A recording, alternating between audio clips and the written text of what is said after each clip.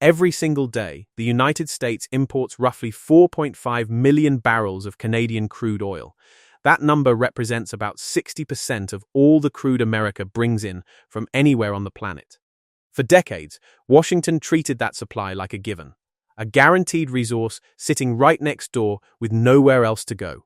But as of this spring, over 60% of Canada's Trans Mountain pipeline capacity is flowing directly to Asia. The oil the US assumed it owned is already moving in a different direction. Here is what changed, and why it matters before this summer's trade deadline. In early 2026, Canada's Trans Mountain expansion pipeline hit near maximum capacity. That is a significant number to sit with. The pipeline runs from Alberta's oil sands all the way to the Pacific coast in British Columbia. It can move roughly 890,000 barrels per day at full operation. And right now, the majority of that volume is heading to Asian buyers, not south to the United States. What makes this remarkable is the timing. Every major financial forecast projected this pipeline would not hit full stride until 2027 or 2028 at the earliest. Instead, it is running close to full right now, years ahead of schedule. And the reason it accelerated has almost nothing to do with Canada and almost everything to do with what happened on the other side of the world.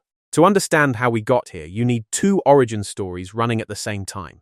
The first is the pipeline itself. Trans Mountain was a financial disaster for years. Costs kept climbing until the project hit $34 billion. Regulatory battles stalled construction for long stretches. The delays got so severe that the Canadian government had to step in and buy the pipeline outright just to keep it from collapsing entirely. As recently as 2024, analysts were still questioning whether the project would ever justify its price tag.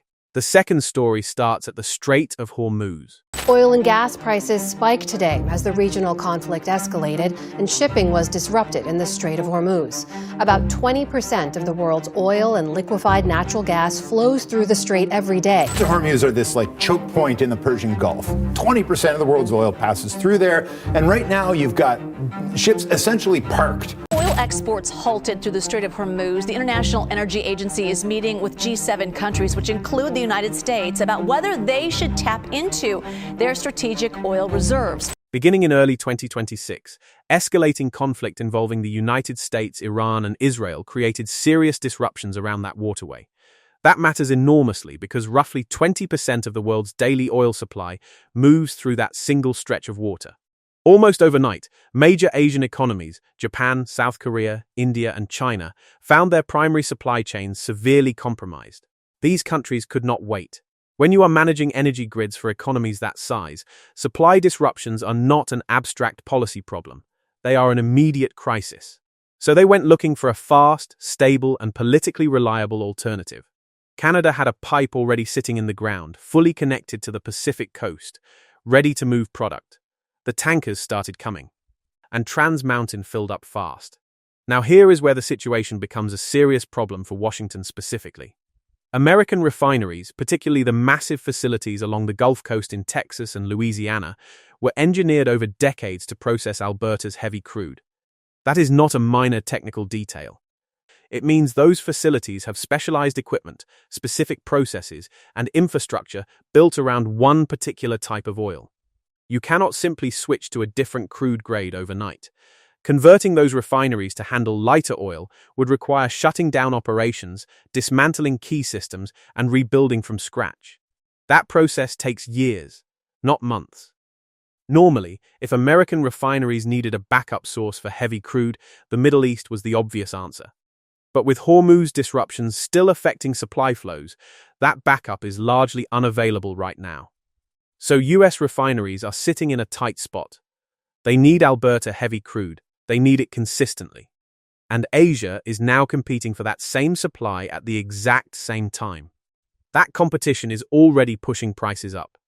When global oil prices rise, the cost lands directly on ordinary people, at the gas pump, in heating bills, in the baseline cost of goods that depend on fuel to move. This is not an abstract trade negotiation. The outcome has a direct price tag felt by working households. But the deeper shift is not about oil prices. It is about what happens when Canada sits down at the trade table this summer. The CUSMA trade agreement comes up for a major review this summer. Historically, that negotiation has always had a structural imbalance. The US was effectively Canada's only customer for energy. If Washington decided to apply trade pressure, Ottawa had limited options. The threat of diversifying to other markets was just that, a threat. There was no infrastructure to back it up. That is no longer true. Canada now has a $34 billion pipe running at close to full capacity, with over 60% of its volume going to Asia right now, today. This is not a future plan or a negotiating bluff. It is a physical fact sitting on the table. For the first time in the history of this relationship, Canada can point to real, operating proof that it has somewhere else to send its energy.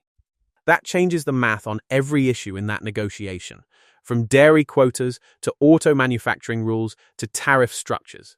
Washington has spent 30 years calculating its leverage based on Canada having no exit. That calculation no longer holds. But here is the part nobody is talking about yet. Having leverage and using it are two different things entirely. Canada now holds a stronger hand than it has ever held going into a major trade review. The pipeline proves the diversification is real. What it does not answer is whether Ottawa has the political will to press that advantage hard. Trade negotiations at this level involve dozens of interlocking issues. A government can choose to use energy leverage on one file and quietly concede on three others. There are also questions that cut the other way.